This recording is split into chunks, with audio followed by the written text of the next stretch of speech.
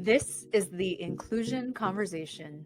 I'm your host, Grace Young Foster, founder and CEO of the Inclusion Initiative.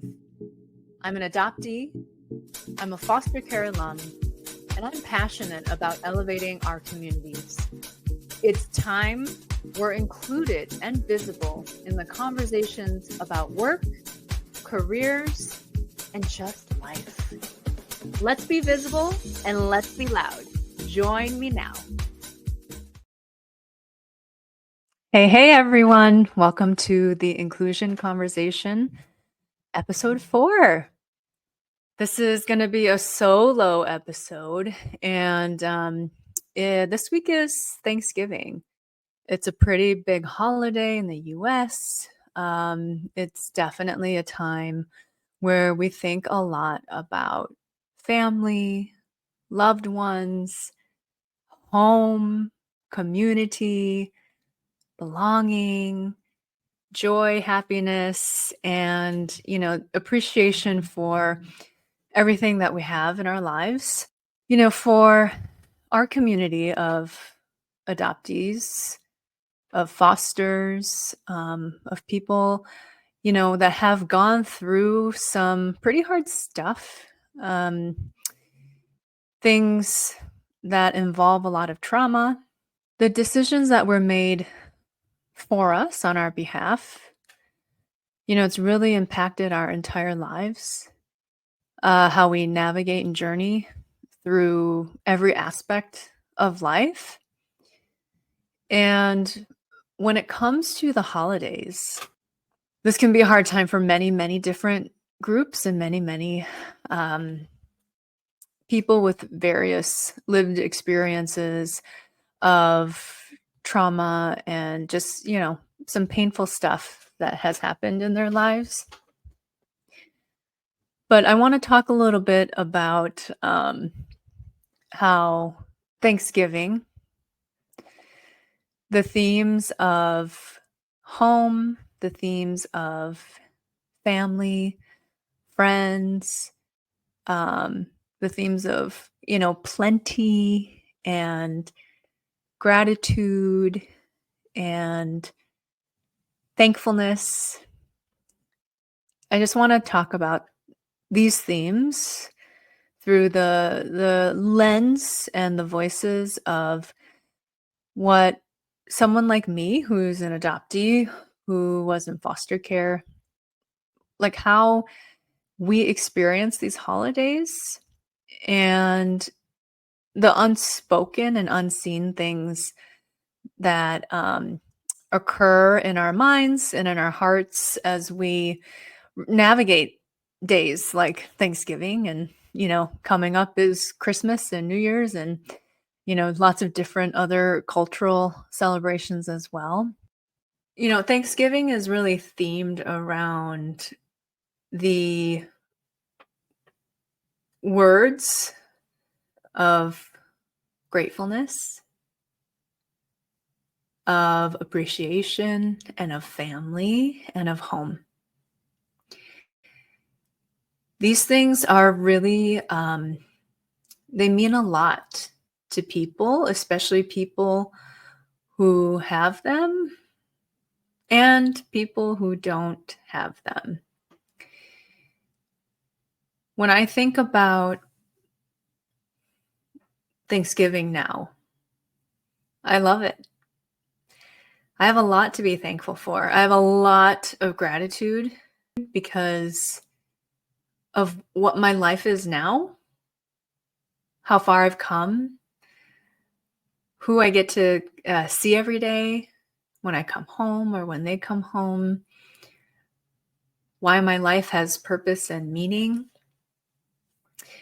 And most importantly, right, I get to choose the circumstances that I put myself in, and I get to choose my job, my career, my partner, all of that. I get to choose what I say, what I celebrate, where I live, where I go, just all of that. I get a choice, and that's such an immense privilege. It's an immense joy too. Growing up, though, I didn't have those choices. And yes, all children are born into certain situations and circumstances that they didn't choose.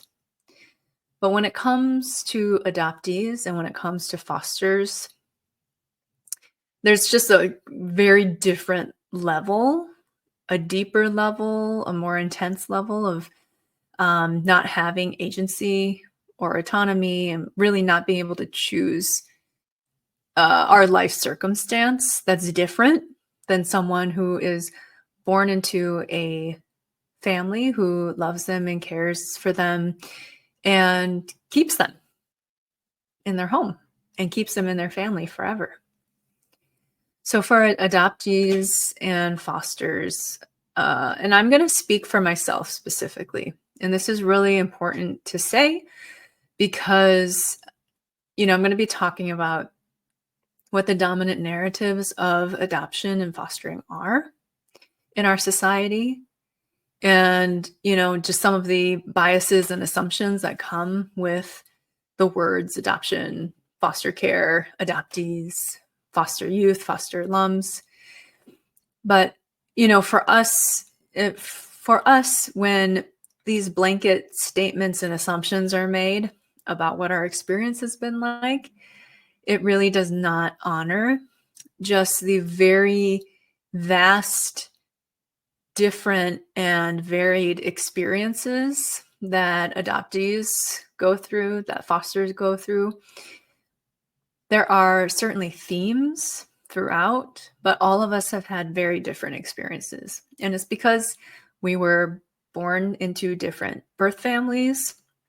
We were relinquished or put in the system for different reasons. We were placed into different families. Some of us one, and some of us multiple and multiple and multiple. Some of us were placed into temporary families and then eventually aged out of care. So we cannot just blanket statement and blanket speak for everyone who has an adoption or foster care experience. And I think, as parents too, like if the foster parents and the adoptive parents that are listening in, I think you would agree, right? Your experience with your adopted kid and your foster kid, like there's not a blanket experience. You all have different experiences as well. And so assuming one thing or another about your experience too, it's not doing justice, right, to the many, many, many different stories and perspectives that adoptees and foster alumni have. And so, again, just being super clear that this is my story, this is my perspective, this is how I navigate and think through all of these things. And it's going to really hold true for many, but for some, this might not resonate as much, and that's okay. But I'm really glad that you're all here listening to it. When I was growing up, there were definitely good holidays. Some of the best memories I have are attached to the holidays, but also some of the worst memories I have are attached to the holidays. And I know that there's a variety of different communities and different identities where this holds true. But for me as an adoptee and as a foster, Thanksgiving, we're specifically speaking of Thanksgiving, it's a tough holiday because it is so centered around gathering with family. It's very centered around being grateful and like only being grateful.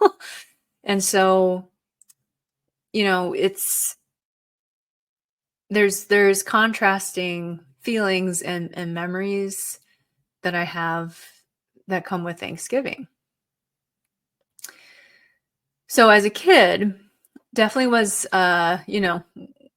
whatever home I was in, holidays were always a good thing, but they got harder as I got into my teen years. And then as I became a young adult, and when I left, my adoptive home and had to navigate these things all, on my own in the real world. Um, the young adult years were definitely the hardest. I think when I was in high school, it was easier to pretend, to fake it, to put on that mask and to tell the story that everyone else wanted to hear. And I was immersed with my adoptive family. So, I wasn't really able to speak my own truth, right? I was really repeating the narrative and stories they were telling and the perspectives they were telling. And I was not allowed to tell mine. But as a young adult, I had more autonomy. I obviously was not in my adoptive home anymore. But I also was really rejected by my adoptive parents. And, I didn't formally estrange until later in life, but I left my adoptive home at 17 and, found support and help through friends that I had, a couple of friends who, I had the privilege that they believed me and they wanted to help me and support me. And so I would stay with them and couch surf and all of that. And eventually I did go off to school. And that first year, I did go back to my adoptive home for the holidays. It was really brutal because I had left the home and, things were not good. I didn't have a good relationship. And, I was still really navigating this. Am I a part of the family? Am I not? Do they love me? Do they not? I want to be a good daughter. Am I not? Am I accepted here? Am I not? I was not accepted and definitely not welcome. But I think the family that the parents that I had at the time, like they obviously, felt like they needed to let me come back for the holidays. But it was not with open arms and it was really strained. It was really um, cold. And it was made very clear that I was not really welcome. I would not be um, adding, right, joy to their experience for their holiday. And so I started after that, realizing I wasn't going to be accepted back. I started spending holidays just with friends that I met in school. And I had, my one high school friend and her family, they always welcomed me into their home. They always invited me for holidays and all that stuff. And man, they were such a lifeline. I spent a lot of holidays with them. And yeah, I think, they really saved me in ways that they can't really know, but I hope they know now. I've told them, and I'm lucky to still be in touch with them and have them in my life, but whew, getting emotional here, everybody. um, but yeah, without their constant, um, basically open door to me, right, to just join into their family, I don't know what I would have done. I probably would have sunk into depression and I don't know. I don't think I would have been able to push through and persevere through things. Yeah, I don't know where I would be now without just having that really, they were like an anchor for me, and I didn't have money, and I didn't have knowledge or support systems or anything like that, and they were the support system I had. And without them, I'm not sure how well I would have come out the other side. And I'm doing really well now, which is why, right, like I mentioned before, I like Thanksgiving now. I look forward to it now. But yeah, that one family that I spent a lot of the holidays with, even though they opened their doors and welcomed me in constantly, all the time, no question. I was always invited. But I always felt like a fraud there, even though they didn't see me like that. They always talked about how I was a part of the family. It was really wonderful, but at the same time, I knew it wasn't true. Like they felt it inside, right, in their hearts, but legally, physically, I was not really a part of their family. Like I wasn't adopted by them. They were really supporting me because my adoption experience had been so bad, and I didn't really have parents or family to um, call my own. I had been just allowed to figure it all out on my own, and you know, without that parental or family support. And so I knew I was a fraud, and I would see them together, real brothers, real sisters in terms of blood, right? Adoptive and foster siblings are real brothers and sisters, but I mean, they were blood relatives born of the same mom and dad, and just, they'd grown up together. And the mom and dad had just like this deep, deep, deep love for their kids that just came out of them in the way they spoke to them and the way they touched them, the way they gathered with them, and even the way they disciplined them. Like it was just, you could just see it was love, like true love.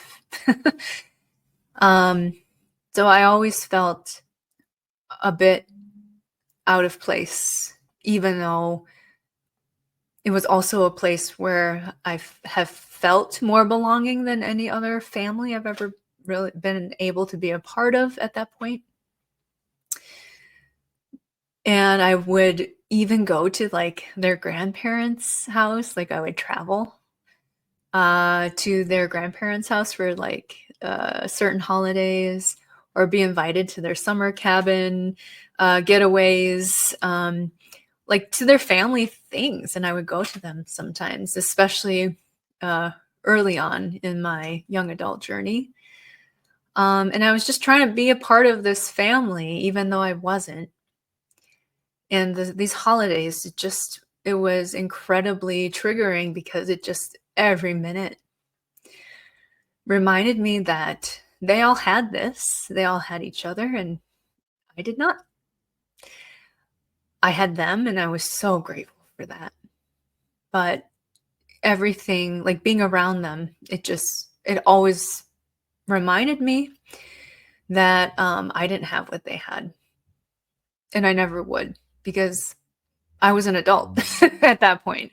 So I wasn't going to get another shot at being adopted or being placed in a foster home or anything like that. And not that I wanted that experience again, but I was, I was an adult that needed to really find my own way.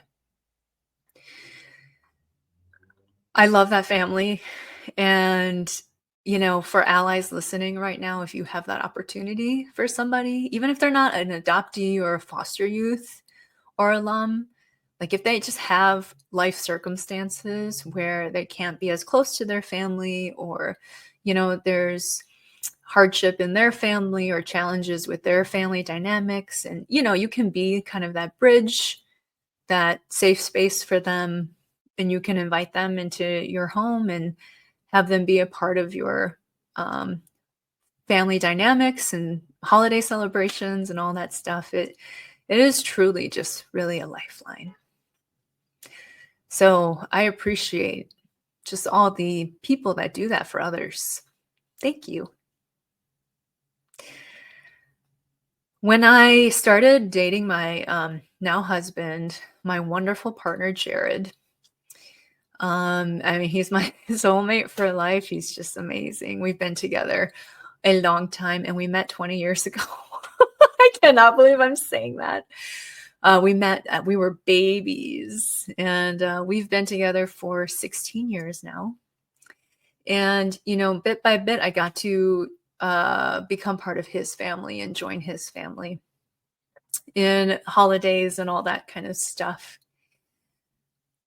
This part is really hard, though, to talk about because, his family also, even though, I'm actually legally a part of their family because I'm married in, but being an in-law is very different than being an actual daughter or being an actual kid of the family.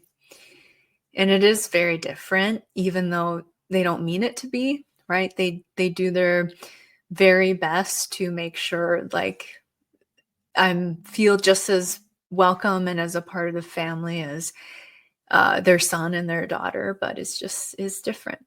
And again, it was another lifeline for me. It was almost like it got to be like a replacement for my high school friend and her family. Um, Even though I still hung out and would go to occasional holidays and stuff with my high school friends' family, like that slowly started tapering off as I integrated myself more into my partner's family. But it was the same thing. Like I never truly belonged. I was always going to be an outsider, right? And I knew it. Um, Also with both of these families, I mean, I was the only Asian and only person of color, so I just stuck out like a sore thumb anyway, but, it just, like, increased the visibility and the contrast of the fact that I was not actually a part of their family. I didn't even look like them, and so, um, again, as they didn't do anything wrong, but I just could never really be fully a part or feel fully a part of that family. And, you know, I would watch again the parents interact with their kids, interact with their siblings, and, just everyone that was a part of their family during the holidays. And as welcomed and as included as they made me feel, I knew I still didn't quite belong. And it wasn't my family. It was Jared's family, my partner's family. And I'm really lucky and fortunate to have them in my life. Like I cannot tell you how many amazing memories I have with them and what a great support system they've been for us too and for me personally. But every time I'm around them and, you know, especially for these holiday gatherings, again, it's another 1,000 tiny reminders every day through every insignificant moment that might happen throughout the day that it's not my family. They're not really mine. They're his. And it's just something that, these holidays just really bring out and really make us feel in such a big way.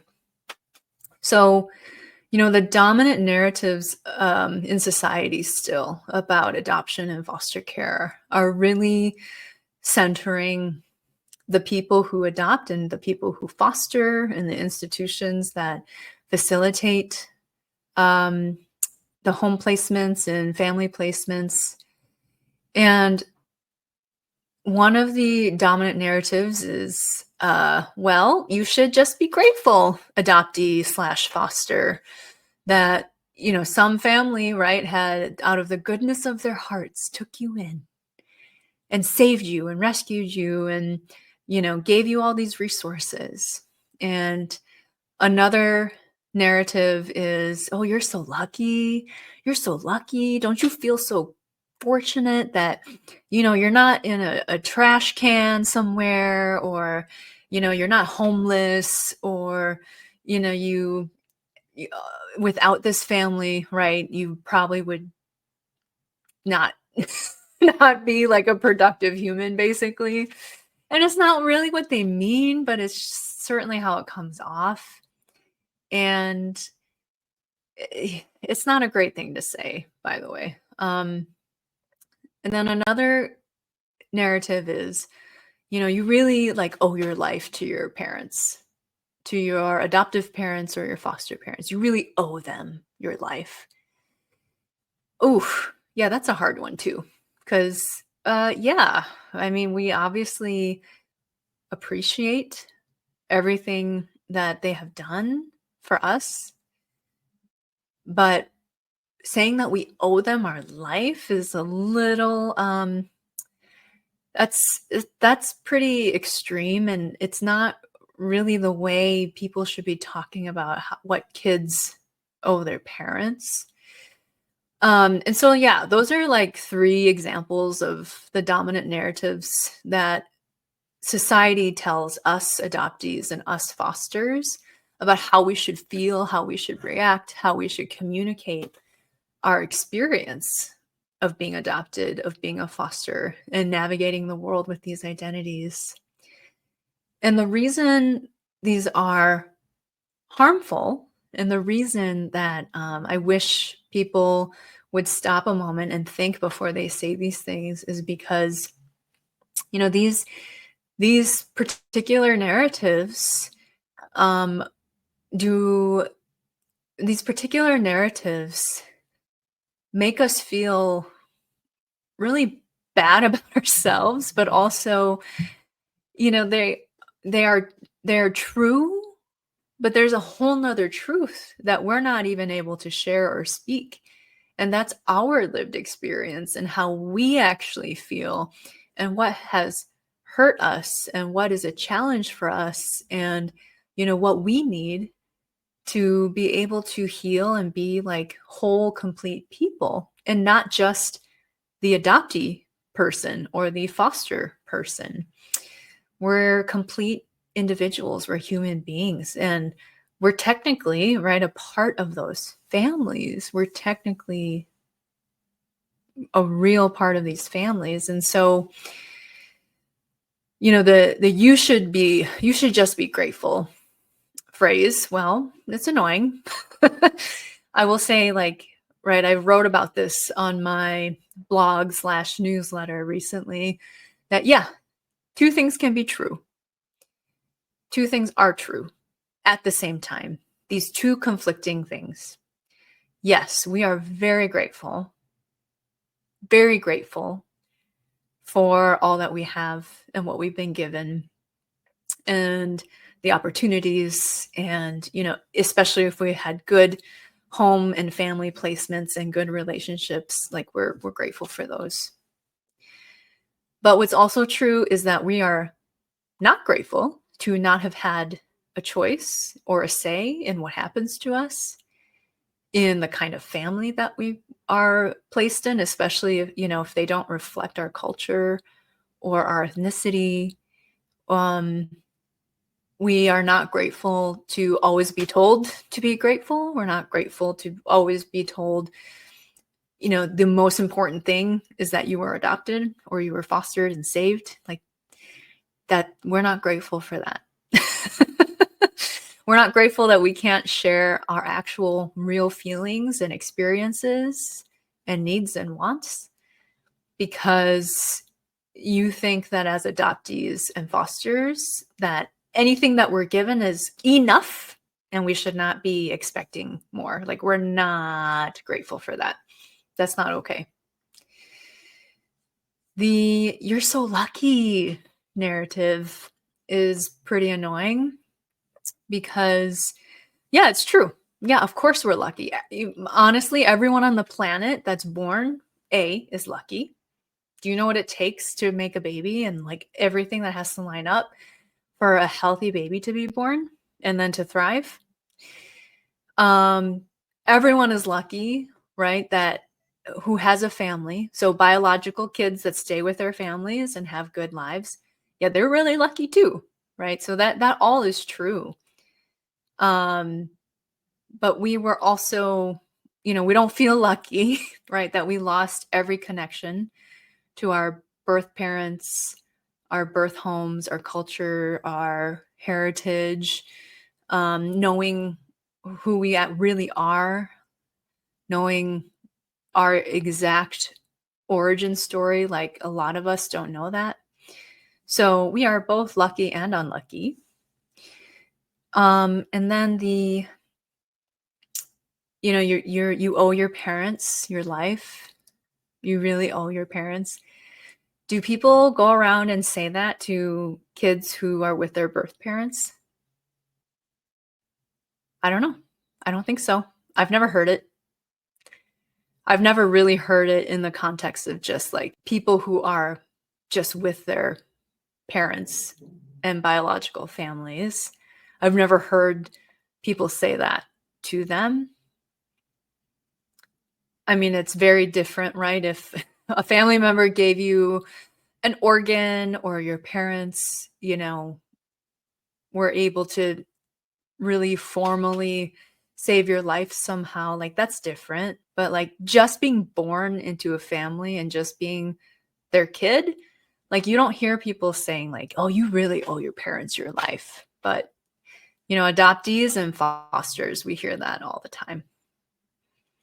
Hear that all the time. And no, like we don't owe our parents our lives because they made the choice to bring us in. They made the choice to have a family this way. They made the choice to, adopt or foster. We didn't make that choice for them. We didn't force that on them. So, we don't owe them our lives. Like, that's not a helpful narrative to say to an adoptee or foster. So, I just want to point all that out because, these are the things that are hard and that come up a lot during holidays like Thanksgiving, during just holidays in general, birthdays and all that kind of stuff. And I hope that just hearing this and knowing this now, regardless of if you're an adoptee, a foster, or an ally, or a parent, regardless of your experience in this ecosystem of child welfare, like I hope it helps to hear this, and I hope it makes you think a little bit, and I really hope it resonates enough where if you were someone that has said these things or thought these things, like it just makes you think a little deeper about why. And then if you move forward, like if that's something that you want to continue to say to adoptees and fosters, but also about adoptees and fosters.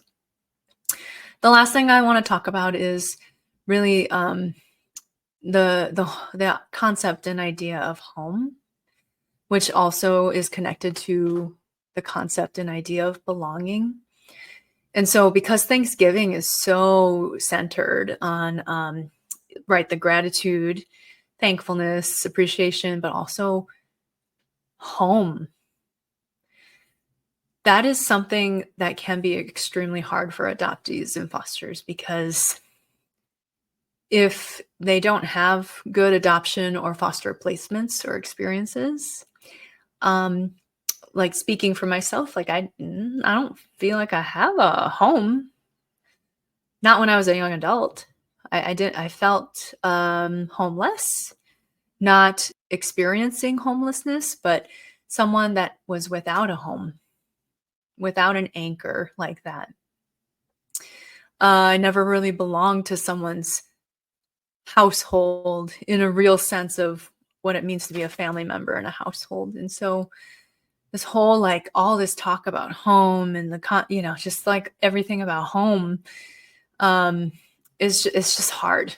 There are tons and tons of fosters that are placed in 2, 3, 4, 10, 11, 12, 20 homes. Like those are not, they don't, no, those aren't, they don't feel home. It's just a place that they live temporarily. Like it's a very different experience for them.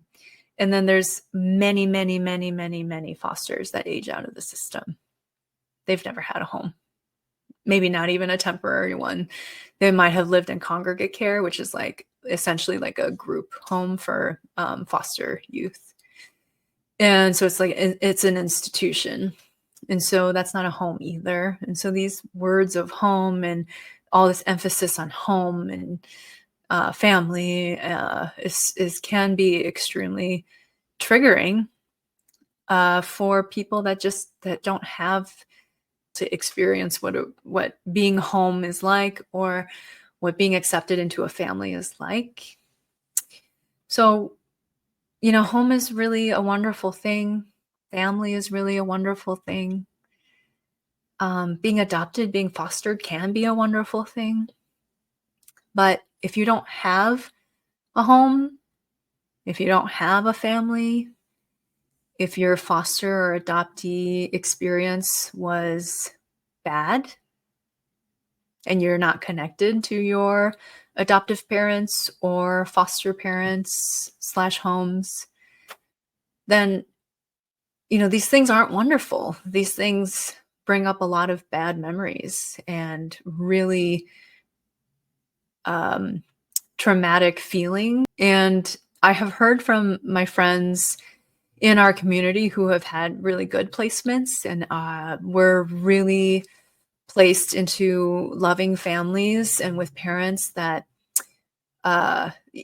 gave them the best experience possible. And they're connected to them now, and they love each other and care for each other, and have a great relationship.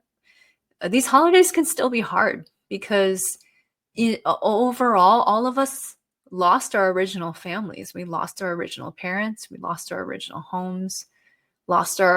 Many of us, who are transracially and transnationally adopted, we lost our original countries, cultures, and communities. And so it brings all that up. Like we're reminded that we did lose these things. And it's hard to have to be forced basically to remember all of that multiple times a year, but then have everyone on the outside expect you to be happy and joyful and so grateful and feel so lucky and, like not show that you're having a hard time through these holidays, through all these emotional triggers that you're experiencing. So anyway, thanks for listening. Adoptees and Fosters in our community at the Inclusion Initiative, and just in our community in general, those who are listening in, maybe for the first time, just know I see you, I hear you, and I really am here to support you. And I hope that you found this to be supportive and healing, just to have your experiences validated. What I hope for you is that you feel seen and heard through this podcast, through, our community and our platform, the Inclusion Initiative. And so just know that we're here for you. Allies and parents and just friends of our communities, thanks for tuning in and taking this moment and taking this time to just learn more about how you can support us better, support your friends and family who are adopted or who are fostered, just to be a better support system for them and understand, right, maybe some of the things going on for them that they may not feel comfortable sharing out loud. And that's okay. They don't have to share with you, but you're doing the work to try and better understand the lived experience of adoptees and fosters. And so now you're able to help support them in ways where you couldn't before. And I love that you're doing that. I really appreciate you. And I just want to give a very special shout out to the 2 families that I've been really lucky to be included in. that I mentioned earlier on this podcast. So my high school friend Jess and her family, and then my wonderful, amazing partner Jared and your family. Thanks for caring about me and loving me and giving me the support that I needed in the ways that you could. And I am very grateful to have you all in my life. I'm thankful for you every day. And to our audience, I hope you find some peace and joy this Thanksgiving. And please take some time to take care of yourself and to process and heal what you need to heal and do things that make you happy so that you have things that you can look forward to and good memories that you can build during these really hard times that are the holidays. So with that, happy Thanksgiving, everybody, and we'll see you next time. Take care. Bye. I hope you enjoyed the show. Please subscribe, share, and follow us. Check out our show notes to know where to find us on social, and our website is theinclusioninitiative.com. If you're an adoptee of color or a foster care alum and you want to join our professional community, it's free, by the way, hit me up via DM or you can find our email in the show notes. Thanks, everyone. See you next time.